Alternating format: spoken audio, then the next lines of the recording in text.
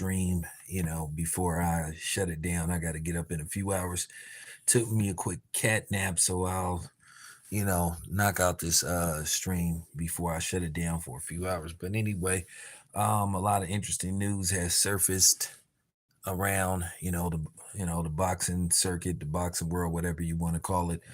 But nevertheless, now rumor has it that Tank is working on a deal to secure a fight for January the 20th with Teofimo Lopez, which will be brought to you by a joint collaboration with Showtime and ESPN. Uh, no indication on where this fight is going to be.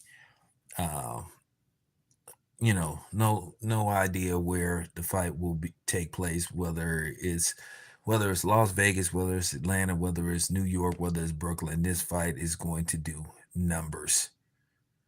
This fight is going to do numbers, and at the end of the day, um, this will erase a lot of doubt about Tank Davis. Because one of the question marks surrounding Tank Davis is like, well, we want to see Tank Davis fight fighters that's not tied to the PBC. Okay, well, he passed one test, and that was with Ryan Garcia to a certain degree, but many people believed that Tank was going to beat Ryan Garcia. Now, Teofimo, that's a different story. Yes, Teofimo has a loss. Um, he has a loss to George Kambosos Jr., but styles make fights. But I think this is the type of fight that T.O. would get up for. And T.O. is coming off a very impressive performance versus Josh Taylor, a fight that a lot of people, including myself, thought that Teofimo was going to lose. Some of us even thought that Teofimo might get stopped, but basically he schooled Josh Taylor. Basically, he collected the data for the first 3 to 4 rounds, and then basically he started to break and walk Taylor down, and he pretty much cruised to a victory. So, but me myself, I will believe it when I actually see them, basically doing a press conference. But I can tell you this much: To is gonna help sell that fight. We all know Teofimo Lopez is no stranger to controversy. No telling what he's gonna say, you know, but he will help sell that fight. And I can tell you right now, Tank versus Teofimo Lopez is going to do numbers. It will sell. That fight is going to sell 1 million pay-per-views because To is going to do everything in his power to promote that fight. He's going to be controversial. He's going to help sell the fight, and people is intrigued about this fight because this will be Tank moving back up to 140. Whether he'll fight at the full-fledged 140 or a catchweight, but in all likelihood, it'll be at the full-fledged 140 because Teofimo can't make 135 anymore, and that's why he moved up. But like I said before, let's not get our hopes up because we already got burnt with, Frank Martin and Shakur Stevenson. So let's just wait till it's official. I'm talking about an actual press conference because I am not going to get played and burnt again by the PBC, who flat out talked um, Frank Martin out of that fight. And like I said, Derek James, if you Derek James, you didn't had a terrible past couple of months. You have Errol Spence get laid out by Terrence Crawford, and then you basically just have Jamel just don't do basically nothing and just basically fight like, you know, like, I'm trying to be subtle, but he didn't fight like how we expected him to fight. He talked all that junk, and then we saw how he's behaved over the past few years of how he's conducted himself around people that look like him, and then when he had a chance to show that he was a lion, he was more like a cub or a baby kitten, and it was a embarrassing performance. And by the way, I've been getting confirmation That fight did not sell very well. Now, I've had confirmation from at least 2 to 3 people that was there in attendance that said that they closed off um, the upper deck because lack of ticket sales. And I told you that this fight wasn't selling.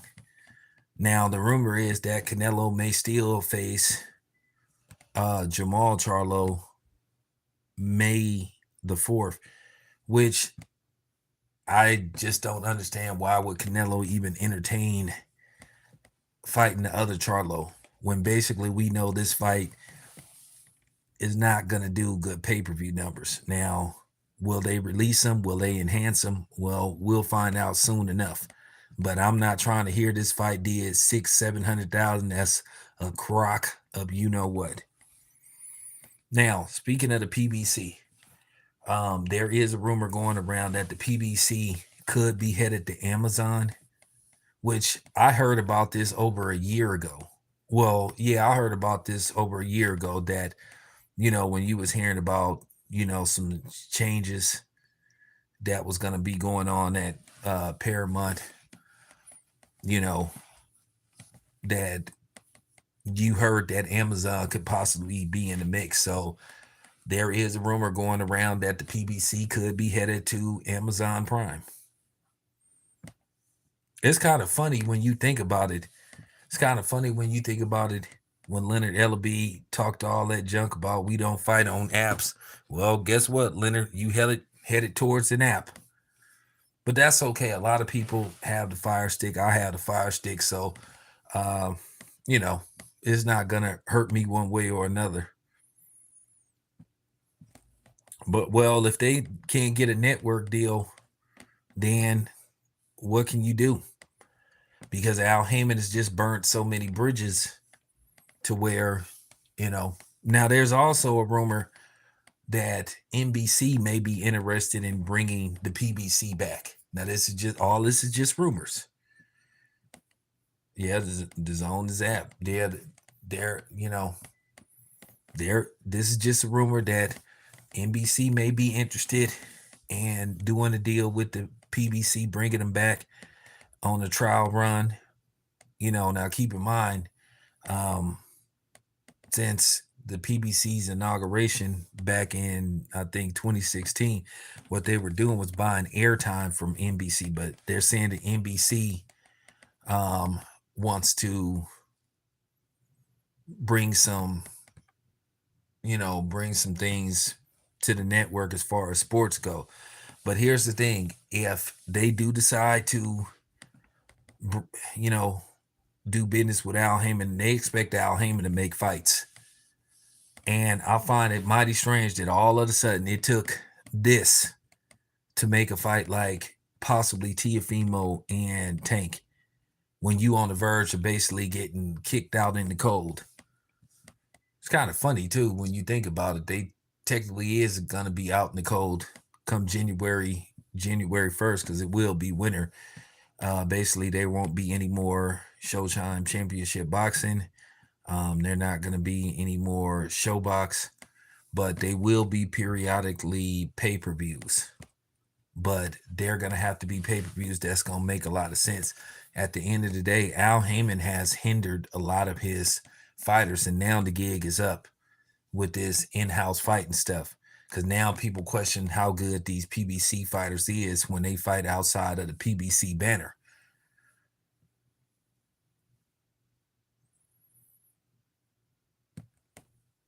Because based off what's been happening and what happened over the years in head-to-head clashes, the PBC versus Top Rank or other promotional companies, a lot of times Top Rank has came out on top. So it kind of looked like Al Heyman was hesitant to make certain fights. And he's talked his fighters out of taking certain fights because he wants to have these in-house fights. And I think it's grown tired with the fans. And I think even the biggest PBC apologists can't keep making excuses for them. I think they've run out of excuses now. And like I said, the gig is up now. They can't continue to run things the way they've been running them. They have no choice but to try to make outside fights. And nothing's wrong with that, because at the end of the day, everybody should be fighting each other, man. All this stuff about networks and all this stuff. And like I said, the PBC is the one that came up with this other side of the street as a shield. It was weak. It sounded weak. It has always been weak. There ain't no damn such thing as the other side of the street. You go back to the 80s, it didn't matter whether somebody was with a promotional company. We wasn't talking about this in the 80s. Oh man, Larry Holmes might not be able to fight so and so because Larry Holmes with this dude and the other dude, they just made fights. You wasn't hearing this stuff. And now the temperament is just so different. You say, dang, well, I don't know if we could get this fight because, this dude is with this promotional company and the other dude is with that promotional company. So is there a way we can get we shouldn't even be having this conversation. We should be talking about these fights getting made. But like I said, a lot of it had been the resistance of the PBC. And like I said before, Al Heyman has now, he has his back against the wall now. He has no choice now. And I don't think if he goes to Amazon, as this being reported, they going to put up with him doing this with them, because they'll probably kick him off, because Amazon is probably going to say, hey, we want certain fights to be made and we don't want to hear it. Well, Don King is still around, but he just ain't relevant because, he really don't, at the end of the day, I think Don King didn't prepare his company for, the changing of the guards. They say he still got a lot of the people he had like in the 80s and stuff, or some of them didn't died off or whatever the case may be. So, where Top Rank, they was prepared. Top Rank has a great staff, and like I said, I like the people at Top Rank, Evan and Brad Jacobs. And I've only talked, well, actually, I only spoke to Todd DeBuff one time, but said hi to him, and that was it. He's not around very much, but you will see Jordy and some of the other people there in Sieta, and I see them on a regular basis when I go cover these fights. But Top Rank got a good group of people, man. So they always take care of me. So like I said, my loyalty is to the people that look out for me. Like I said, the only people that give me problems when it comes to covering the fight is the PBC. I don't have no problem with Matchroom. I don't have no problem with Top Rank. I've never applied for a Golden Boy fight because, well, Golden Boy doesn't have anybody that I want to see. I think Don King, when it's all said and done, I think Don King can call Bob Arum up and try to see could he match Adrian Broner with somebody, because I think Adrian Broner's namesake still got some value to it. And Adrian Broner, once again, he know how to sell a fight, and he could be on the radar for Devin Haney, depending on what happens, December the 9th, because like I said, December the 9th is not going to be no cakewalk. And by the way, it's after midnight. Tickets go on sale today for Devin Haney versus Regis Prograis. And then tomorrow, tickets for Shakur Stevenson versus Edwin de Los Santos go on sale. So, you can spread it out, you don't have, you can spread it out, go back to back, you know what I'm saying? You get the Devin Haney tickets this week, and then you get the Shakur Stevenson tickets, next week or the week after next, or you get Shakur Stevenson tickets today, and then you get Devin Haney tickets, later on, because, the fight is still 2 months out. So you have, plenty of time.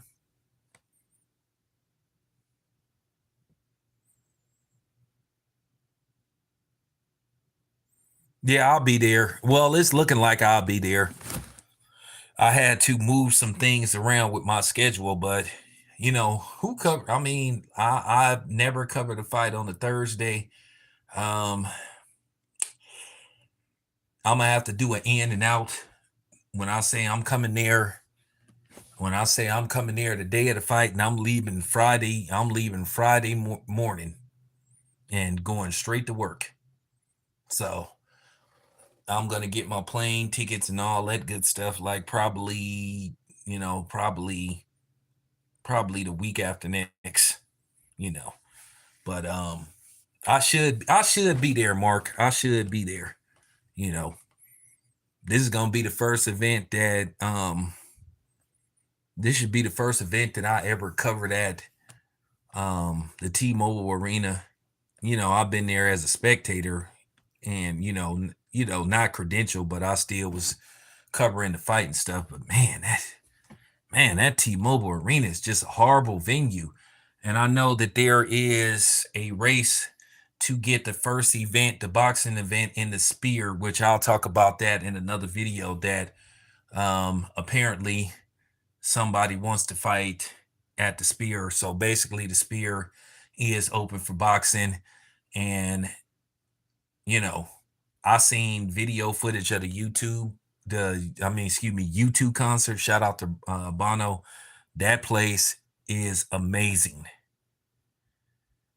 Yeah, this is their first event at the that Spear, the Spear at the MGM Spear. Just watching footage of the concert, that place looks amazing. I cannot wait to cover a fight at that venue. I mean, it just has this gigantic screen on the inside, and then basically when you go inside, it's like being at a gigantic movie theater. So it has over 100,000 speakers. It has over a million, no, 2 million light bulbs and all that kind of stuff. That's an amazing venue. Whoever has the first fight at that venue, they're lucky. I know Top Rank has been saying they're trying to get something there.